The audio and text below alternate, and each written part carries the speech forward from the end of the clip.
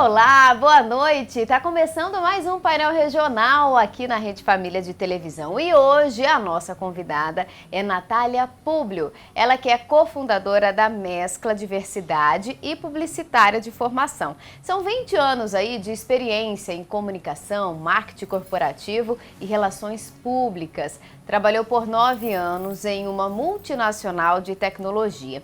Em 2019, fundou junto com sua sócia a Mescla Diversidade. Natália também participa do Comitê de Diversidade e Inclusão da Associação de Profissionais de Propaganda de Campinas, a APP. Bom, primeiramente, muito obrigada pela presença, viu, Natália? Eu que agradeço, é um prazer, é uma alegria muito grande estar aqui. Obrigada, Juliana. Bom, a gente vai falar de vários assuntos, né, envolvendo esse tema tão necessário a gente fazer esse debate, mas antes eu queria ouvir um pouquinho da sua carreira. Você trabalhava numa empresa, saiu de lá, acreditou no seu sonho, né, junto com sua sócia. Conta um pouco pra gente. Bom, como você me apresentou, eu sou publicitária, né, me formei em 2006 e fiz uma carreira bem linear, bem aquela carreira tradicional, estagiária, analista júnior, né, analista sênior, e trabalhei por algumas empresas até chegar na gerência de marketing de uma multinacional. E sempre trabalhei com comunicação, com marketing. Eu, diferente de outros publicitários, não fui para o mercado de agências. Eu sempre trabalhei na empresa contratante, né, que a gente fala empresa cliente. Então, sempre trabalhei como quem contrata as agências. E tem alguns aspectos da minha carreira que são interessantes, que eu sempre me vi muito ligada a artes, muito ligada à comunicação, mas eu sempre tinha assim, poxa, a agência não é minha cara. Então eu ia para o planejamento, eu ia para as estratégias dentro das empresas. Só que aí eu engravidei, tive dois filhos, né? Sou casada com o Marcos, temos 2 crianças e esse aspecto também foi importante para a minha vida. Acho que ao longo do nosso papo as pessoas vão poder entender mais sobre isso. E aí, em 2019, eu deixei essa empresa, né? Depois de quase 9 anos lá, foram 8 anos e um pouquinho. E aí, ao sair, eu já conheci a Heloísa dessa mesma empresa e nós entendemos que a gente tinha uma bagagem significativa para contribuir com as empresas, para a gente apoiá-las a ser um ambiente de trabalho bom para todas as pessoas. A gente fala que a gente não quer que ninguém fique para trás. Então, o nosso trabalho é esse, é trabalhar por mais inclusão e mais diversidade dentro das empresas. E de onde que partiu, né, esse sonho de vocês? De onde que nasceu essa visão dessa necessidade que nós temos hoje? Foi de algo que vocês passaram ou presenciaram? Sim, também, obviamente. A gente fala que temos vários assuntos que nos atravessam, né, sobre questões de diversidade e inclusão. A maternidade é um deles. Né? Eu costumo dizer que a maternidade ela joga na nossa cara muito na vida, mas também muita da desigualdade que existe no mercado. A gente estava falando um pouco nos bastidores aqui de acessibilidade, né? Eu quero acreditar que alguns homens vão me ouvir aqui e vão saber que eles querem ser pais presentes, mas não conseguem trocar a fralda do filho num restaurante, porque o fraldário só fica dentro dos banheiros de mulheres. Esse é um exemplo que parece pequeno, mas demonstra como a nossa sociedade ainda vê a diferença de papéis entre homens e mulheres e a não acessibilidade, por exemplo, para um pai que quer poder cuidar, né, de fazer a troca da fralda do filho. Estava me perguntando então como esse tema nos pegou, né? Minha sócia, por exemplo, é uma mulher que decidiu não ter filhos.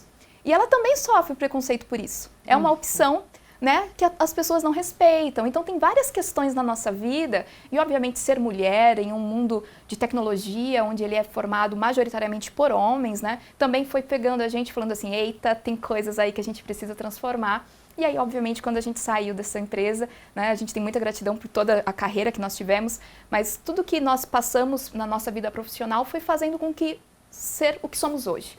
E a gente entendeu que a gente tinha bastante conhecimento para compartilhar.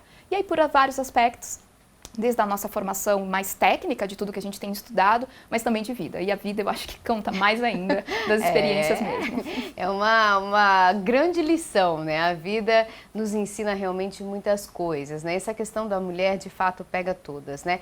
Se você decide ser mãe, você sofre porque você vai ficar ali um período, talvez, com uma produtividade um pouco menor, pelas limitações que a gravidez acaba gerando, o finalzinho de gravidez, o parto, enfim, o nascimento da criança. Se você decide não ser mãe, você também é cobrada por isso, né? Afinal de contas, o que essa mulher tem? Que ela não é casada e não tem filhos, ela tem algum problema? Infeliz, mal amada. A sociedade sempre vem com essa cobrança, egoísta, né? Que não quer ali ter filho, mas realmente é um assunto que a gente vem debatendo e isso acaba trazendo uma luzinha aí no fim do túnel, né? Mas quando a gente fala em diversidade, né? Vai muito além de gênero, né? Homem e mulher. Perfeito. São várias questões que precisam ser tratadas e olhadas com muito carinho, para que todos, sem exceção, possamos, né, ter aí as mesmas condições, né, as mesmas oportunidades, né? E eu queria que você falasse um pouquinho do propósito do comitê da APP. Ótimo ponto. Bom, a APP me convidou a fazer parte, né, desse comitê que promove mais inclusão e diversidade, né? São pessoas engajadas por esse tema, né? Cada uma delas atravessadas por uma questão. E eu agradeço o convite, eu fiquei muito feliz e lisonjeada pelo convite de estar ali com aquelas pessoas que eu tenho aprendido a cada encontro que a gente tem. E quando a APP ela idealiza um comitê como esse, tem algumas questões muito importantes que acho legal a gente explicar aqui para o público. Primeiro, a palavra que você trouxe que é diversidade. O que é diversidade? Diversidade nada mais é do que a pluralidade de características humanas. É aquilo que já existe, né? A gente brinca, a gente não inventou diversidade. É a gente falar de homem e mulher, a gente falar sobre idade, é sobre falar sobre religião, as diferenças de crenças que nós temos, sobre regionalismo, pessoas refugiadas, pessoas com deficiência ou sem deficiência, falar sobre orientação sexual, identidade de gênero. A gente fala de muitos aspectos que nos tornam únicos. Né, nos tornam totalmente diferentes. Eu, Natália, sou totalmente diferente de você. Isso é bom. A gente gosta de dizer isso é muito bom. Né? Esse papo de todo mundo é igual, depende do que você está falando. Nós somos iguais perante a lei, por exemplo. Somos iguais em questões ligadas à justiça. Né? Nós temos que cumprir, da mesma maneira, questões que estão ligadas à Constituição. Somos vistos como iguais perante a Constituição. Porém, temos alguns aspectos que nos mostram que somos totalmente diferentes. E essa diferença a gente trata quando a gente fala da palavra equidade e inclusão. Inclusão é fazer com que todas essas diferenças coexistam e as pessoas se sintam confortáveis ali. Esse sentimento de pertencimento. E a APP sabe disso e valoriza isso porque ela quer que dentro de suas agências, né, aquelas agências que a constroem, as pessoas se sintam pertencentes. Porque uma pessoa que se sente bem onde ela trabalha, ela é mais produtiva. Ela é mais feliz, ela vai evitar querer sair dali por uma proposta de um salário um pouquinho maior, porque ela sabe que ali é legal estar. Ela pode ser ela mesma, isso é muito importante. E tem um outro princípio que quando a gente fala de diversidade que anda junto, né? Diversidade, expliquei agora inclusão, é a equidade, que é a gente tratar quem é diferente de forma diferente, até que essas diferenças elas vão se diminuindo. Então, isso é muito importante para a gente entender quando a gente está falando de um mercado que quer promover mais diversidade, essas três palavrinhas elas andam juntas. E a APP pensa dessa forma porque eu entendo que existe algo muito estratégico quando a gente fala do mercado publicitário e das agências. Você pode, dentro desse trabalho da APP, pensar nas agências, sendo cada uma, né, independente do seu tamanho, cada vez mais plural, cada vez mais diversa e inclusiva, mas o poder que essas agências têm de interferir no modo como o cliente, e às vezes são centenas de clientes, também veem esse tema e comecem a valorizá-lo. Então tem algo muito importante aí, muito potente. Funciona como um multiplicador, né, de ideias que realmente são necessárias hoje em dia. Eu vi uma vez um meme que me deixou assim muito ligada nessa questão da equidade, né? Porque quando a gente fala igualdade, tem que tomar muito cuidado, porque tinha lá, né, as crianças, cada uma de um tamanho, uma maior, a outra menor, e uma cerca, um muro, né? E aí deram um caixote do mesmo tamanho para todas elas. A situação continuou a mesma. Algumas conseguiam enxergar e outras não. Exato. Umas enxergavam mais ainda porque eram maiores e as menorzinhas, mesmo com o caixote igual a do colega, não conseguiam enxergar além da cerca. E a equidade realmente vem nesse sentido. Dar o que é necessário para que todos possam ficar na mesma linha, né? Exato. Que todos possam ter ali as mesmas condições de trabalho. E quando a gente fala em tratar diferente, não é com a diferença da maneira pejorativa, né? Que muitas vezes a gente vê acontecendo. Sim. É atender às necessidades. Você não pode exigir de 2 funcionários que têm limitações diferentes a mesma situação. Para um, você vai ter que fornecer uma condição para que ele chegue até o trabalho. Vai fornecer o caixotinho um pouco mais alto. O caixotinho um pouco mais alto, para que possam ficar ali realmente na mesma linha, né? Isso. E isso eu acho que falta um pouco ainda a gente perceber com um pouquinho mais de cuidado, né? Exato. Juliana, tem algumas questões que a nossa sociedade, não só aqui no Brasil, mas como sociedade, como humanidade, naturalizou. Né? E aí agora fazendo contexto aqui do Brasil, né? Você frequentar alguns ambientes e você não perceber essa desigualdade. Nós naturalizamos isso, nós temos desde pequenos, desde crianças, vamos convivendo dessa forma e a gente não percebe e aí a gente não problematiza, sabe? Não se questiona. Vou convidar aqui os nossos, a nossa audiência a fazer o teste do pescoço. Eu e a minha sócia na empresa, a gente costuma falar bastante sobre isso, que é você começar a frequentar alguns ambientes e olhar em volta de ti. Quem é que está aqui nesse restaurante? Será que eu tenho pessoas com deficiência podendo entrar nesse lugar? Será que eu tenho pessoas de diferentes tons de pele frequentando? Mas não para servir apenas, mas também para poder comer.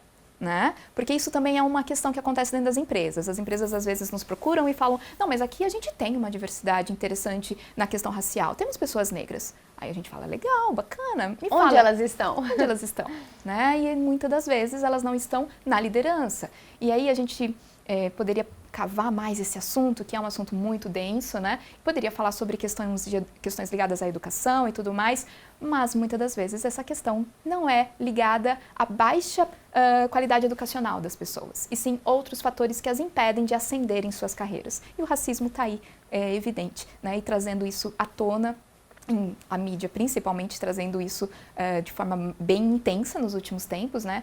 E a gente que trabalha por esse tema entende que é necessário falar.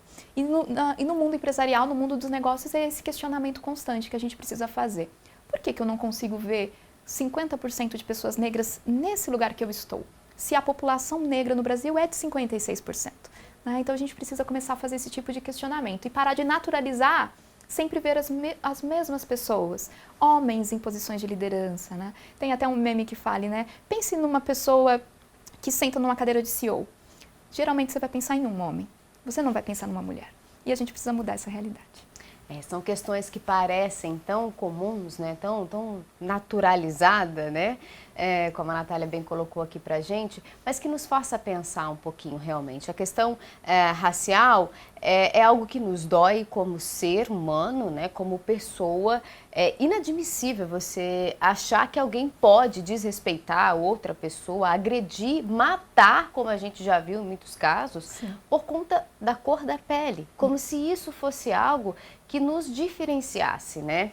E tantas outras questões também, né? Por falta mesmo da gente poder olhar para o outro, né? E entender um pouco mais as necessidades. E se existe uma dívida em questão de oportunidade, vamos equivaler, né? Vamos fazer ali a lei dos caixotinhos, né? Para que todos possamos, então, ter as mesmas condições. Que a largada para todo mundo seja no mesmo ponto. Exato. Porque daí a corrida fica justa. Não é? Porque tem gente correndo descalço. Pois é. Começando lá atrás. E começando lá atrás, exatamente. A gente precisa realmente pensar um pouco nesse sentido para a gente ver que ainda assim, já andamos muito, mas falta muitas coisas ainda, muitas questões para que a gente possa dizer que sim, né, o Brasil é um país que respeita as diversidades e que estamos aí equivalentes em todas as situações.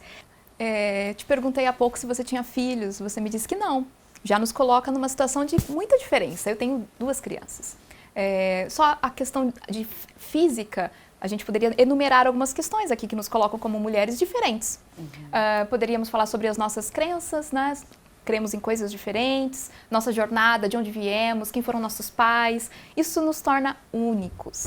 E falar sobre não sermos iguais, eu queria que a gente pudesse falar isso com felicidade, sabe? Nós não somos iguais, porque isso é muito bom E essa pluralidade é o que enriquece a gente, né? O que torna, falando um pouco agora de negócios, um estudo da McKinsey, que para quem não conhece é uma das entidades mais renomadas de pesquisa, de tendências, ela aponta o quanto que as empresas que têm mais diversidade, mais essa pluralidade de características humanas em seu quadro de funcionários e principalmente na liderança, como que as tomadas de decisão são mais ágeis, elas têm 33% mais chances de serem mais rentáveis.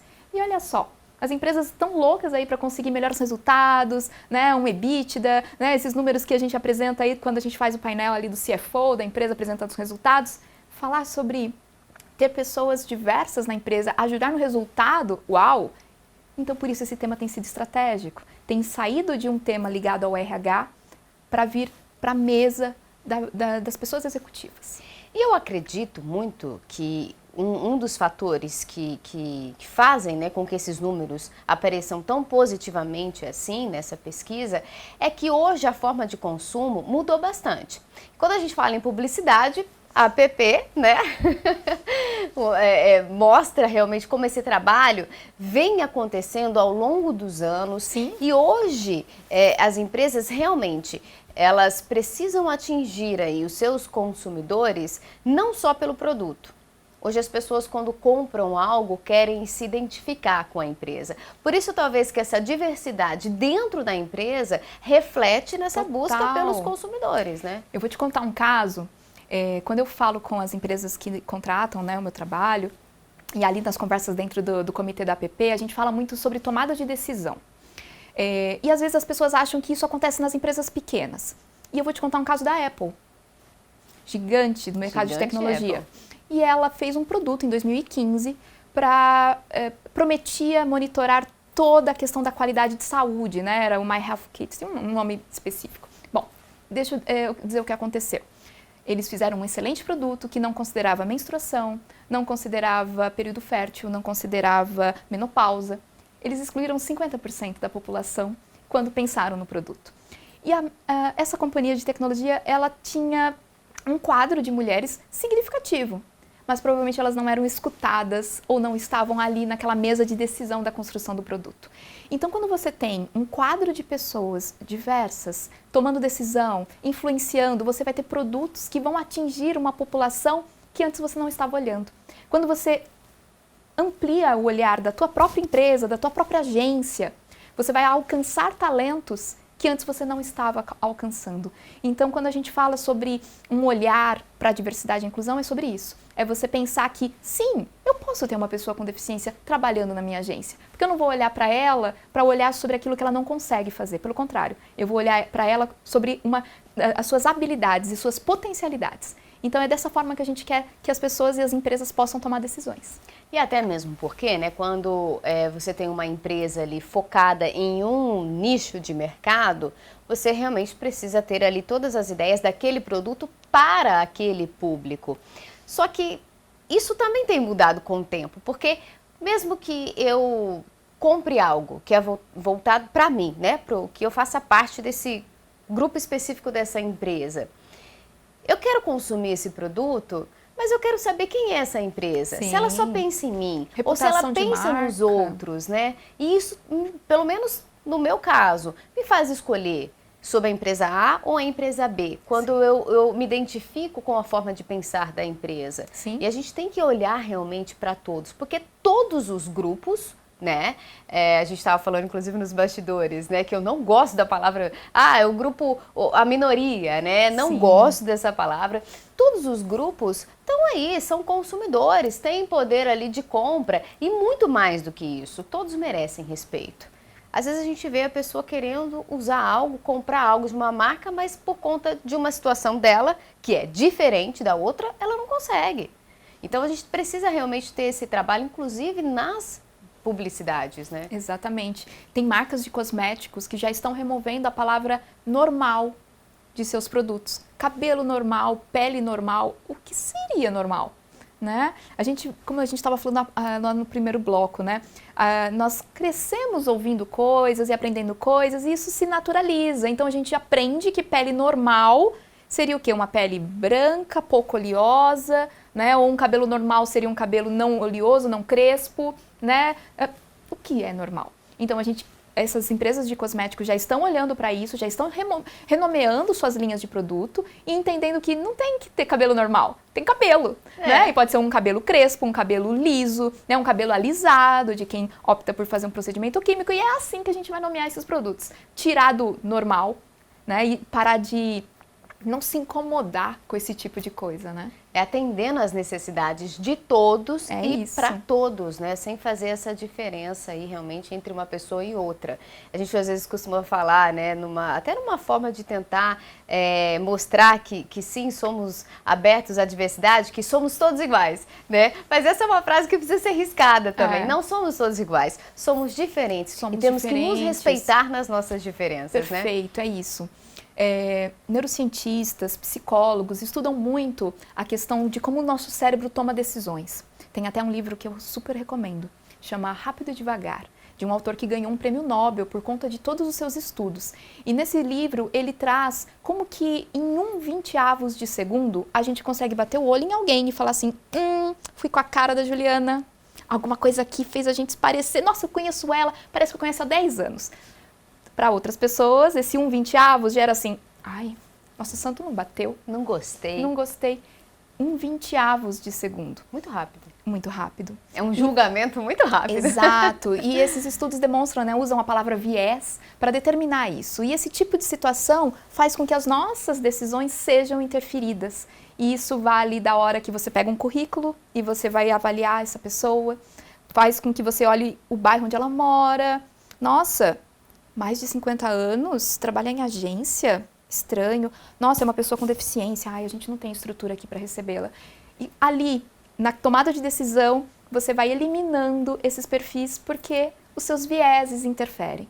E o trabalho que a gente quer fazer junto à APP e esse comitê que tem se organizado é para a gente começar a questionar isso. Questionar o quanto as agências, né, e seus clientes, de preferência também, possam repensar questões ligadas a como nós tomamos decisões, como nós avaliamos a carreira das nossas pessoas, sobre que critérios eu digo que a Juliana manda muito bem ou que a Juliana não manda tão bem. Será que a Juliana veste a camisa da empresa? O que é vestir a camisa? É tão subjetivo, né? Vamos estabelecer critérios mensuráveis, onde a gente possa determinar claramente qual é o teu escopo de trabalho. Se você mandar bem nesses tópicos aqui, você realmente pode estar apta para uma promoção ou não. É menos sobre o que eu acho sobre você e mais sobre o que você está cumprindo do nosso combinado. Sobre o que você realmente é, né? A gente olhar para as pessoas tirando todas essas barreiras que ao longo da vida a gente vai colocando, né? Sim. Porque quando a gente olha criança, por exemplo, a criança não vê essas questões, é tão né? bom isso, né? E aí, de repente, você vai crescendo e algumas situações ali vão realmente deixando o nosso olhar dessa maneira equivocadamente, né? Exato. Que a gente precisa tirar essas cortinas para que possamos realmente olhar. Mas só que isso é um trabalho que precisa ser feito diariamente, né? Agora, a gente falou em empresas, né, em promover essa inclusão. Você disse que essa pesquisa apontou aí 33%, inclusive, de aumento no faturamento. Mas não é só financeiro esse ganho, né? Quando a gente fala de inclusão nas empresas, né? É muito além. Esse estudo fala desse aumento de chances, né, dessas empresas serem mais lucrativas, mas ele também fala sobre queda de turnover, que é um nome dado para as trocas de profissionais, né, entre e sai de pessoas, né, ou rotatividade. Esse turnover cai. A sensação de que ali é um bom lugar, então aquela palavrinha de pertencimento que a gente falou é muito positivo, né? As pessoas se sentirem inteiras ali, eu posso ser quem eu sou, não preciso vestir máscaras para estar nesse lugar, né? Não preciso mudar o meu jeito de me vestir ou até mesmo de modular minha voz, eu posso ser quem eu sou, né? Isso é muito importante. Fatores ligados à criatividade e inovação, também há estudos demonstrando que empresas que têm uma pluralidade na companhia, elas tomam decisões melhores, que diminuem erros. Então, obviamente, os resultados financeiros também serão melhorados, né? Por que tomam decisões melhores? É mais gente pensando, né? Pensando diferente. Exato. Coloca todo mundo muito igual. Vou colocar aí um monte de homens brancos, da mesma faixa etária, estudaram em universidades ali do mesmo tipo. Coloca todo mundo nessa salinha, dá um problema. a potencialidade das ideias serem mais ou menos iguais ali é grande. Agora coloca dentro dessa salinha, coloca mulher, coloca gente mais velha, gente jovem, coloca gente com deficiência, para olhar pontos que a gente que é uma pessoa sem deficiência não consegue enxergar. As respostas que virão dali serão muito mais incríveis, vão abranger outros públicos. E esse resultado, aí agora falando não só sobre justiça social, mas falando de impacto em negócios, os resultados disso são muito mais poderosos, são muito mais interessantes, né? Vai ser rico. Esse é um ponto que a gente precisa entender quando a gente fala de diversidade. Não é uma questão exclusiva de justiça social, é benéfico para negócios. Essa é uma visão importante, né? Porque quando a gente fala em justiça social, a gente fala em leis, em cotas, né?